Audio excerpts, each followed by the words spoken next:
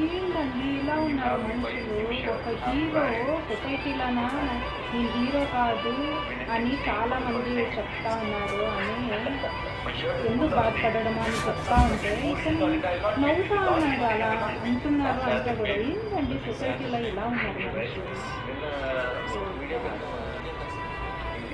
అతను చెప్పిన దానికి నవ్వాలా ఆ టైంలోన ఇలా ఉన్నారు సొసైటీలో అని చెప్తా ఉంటే నవ్వుతా ఉన్నాడు. ఏం కదా సొసైటీలోనే మనుషులు ఇలా బిహేవ్ చేస్తూ ఉన్నారు. మళ్ళీ అతను వయసులో పెద్ద అతను.